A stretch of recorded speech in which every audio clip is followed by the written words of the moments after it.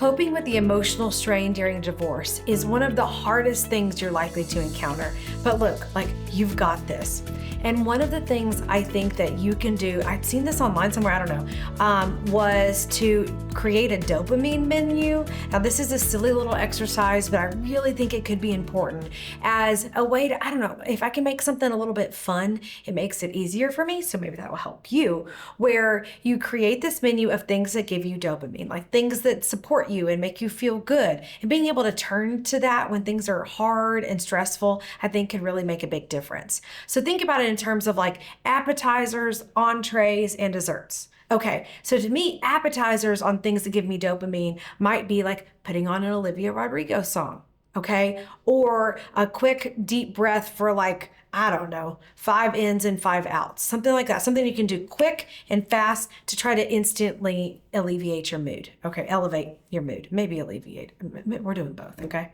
And then in the middle, think about an entree. These are the meatier ones, the things that give you sustenance, that sustain you, and you're not gonna be able to do it in just a quick 2-second situation. So how about some things like going to weekly therapy visits, making sure you ate 3 meals today, doing some exercise. To me, these are ones that might take like an hour or better, and that over the long term, they're tried and true ways that you can take care of yourself. And then finally, the dessert section. This is a fun part, right? And I started thinking about desserts, and I started thinking about Rice Krispie treats, which are like my favorite dessert. So sorry, got a little sideways. But what's your version of Rice Krispie treat on your dessert menu? Maybe that is a massage. Maybe that is a weekend girls trip. Maybe it's a big piece of chocolate cake, and something that you do just sometimes to kind of sprinkle in. All right. So if you've got your dopamine menu, like literally write this out. And if you're not quite sure what to do and you're emotionally overwhelmed, you can go back to it and pick out something that might serve you. So I think if you did that and just were prioritizing it and intentional about it, it really could support you emotionally throughout the long term. You know, there's that, and there's really no substitute for a great therapist or a great support network of people who care about you and you can talk to when things get really bumpy. So take care of yourself out there. Here's the thing about rebuilding confidence after divorce. This is a question I get. And sometimes I'm like, what are the people even trying to get at here? Because here's what I know about confidence. I literally said this to somebody yesterday. You don't get a deposit. Okay, you don't get a confidence deposit in your confidence bank account that you can draw upon when you're ready. You know how you get confidence? By looking in the rearview mirror and having done something difficult and surviving, maybe even thriving through it. And then you can act with confidence. So it's like, I think a lot of people think, I'm going to gain my confidence back and then I'm going to do these other things. It's like, sis, dude, you got to act and make courageous decisions and overcome those challenges. And then when you look back, you're like, hey, I can do this. What's confidence but like, I don't know, I got this. I can do this. And whether you realize this or not, surviving your divorce will give you some confidence, because once you can do that, once your whole world crumbles all around you and you got to start from scratch with a new foundation, you're going to be confident. That's kind of the part of it. And it's just kind of doing something maybe you haven't done before, not dying, and then you're more confident about it. Another way you can get confidence after a divorce is a glow up. And I know it's kind of silly, but also this is a true thing. There's a lot of memes and stuff on the internet about it, but basically where after the divorce, that's a moment in time where people are rebuilding, right? And that's where they start to get their exercise routine in place and start eating better and taking care of themselves better. And I think that most people think of it as because you want to get a new date, right? You want to go on the apps and get a new person. But I don't actually think that's why it happens. I think it happens because this person finally prioritizes taking care of themselves. And they have a little bit more space and time, like their kids may be with them, part of the time, and with their spouse, the other part of the ex-spouse part of the time, and have a little bit more room to take care of that. And it's like this fresh perspective of divorce allows you to think like, hey, do I want to keep eating cheeseburgers every day?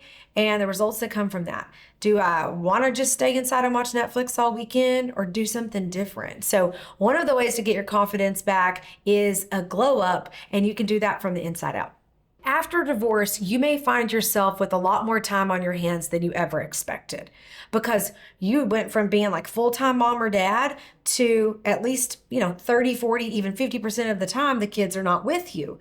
So like, okay, what are you going to do with all of those extra hours? And I think this is such an incredible opportunity to get to know yourself better and really explore who you are now and who you want to become. I mean, you have a choice. You can do that or just like, I don't know, rot on the couch all weekend and maybe sit around and be super duper sad. But I mean, that's an easy decision for me. But think about things. What have you always wished you could do? If only da da da da da. Now's the if only time. Now's your moment to join the cooking class, to pick up photography, go to an improv, start running, and what you may want to do too with some of this time is there's divorce support networks in different cities and places where you may live. Different churches will have stuff for people going through that sort of thing. So just my recommendation would be that you use this as a springboard. Divorce is a springboard into the rest of your life, and you get a bit of a do-over. Now, it's not without consequences. It's not like, I'm not trying to ignore there's a bunch of negative things you have to deal with. This is just on the positive side of some of the things that you can do to insert some excitement and hope and energy. And all of that, I think, can help boost your mental health and it boosts your emotional set point from, right after the divorce and beyond. Both during and after your divorce, there is no substitute for a good therapist. Your lawyer's not your therapist. The judge is not your therapist. Your mama, your sister, your cousin, your buddy, none of those people are trained. Well, maybe they may be in your life, but not yours, more than likely, trained mental health professional who has the skills and the tools and the experience to support you with this really big life transition. And now there are a lot of coaches. People reach out to me all the time. And counselors.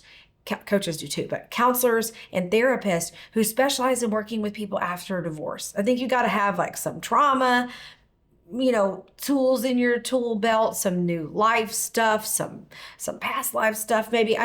All of this. And so the importance of a good therapist, counselor, psychologist, good mental health care, both during and after your divorce cannot be understated. And I think a lot of people, they want to substitute something else instead. Like your best friend's not your therapist. They don't hello.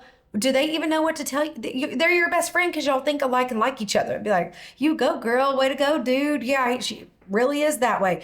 But if you have the outside perspective of an objective third party, I really think it can support you and change the game for you. So after your divorce, you have a choice.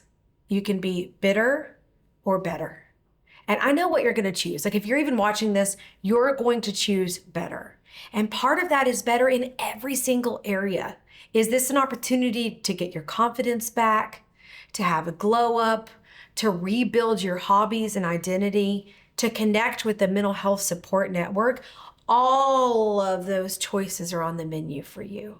And it's the silver lining in this whole thing. And I'm really glad that you get to do it too.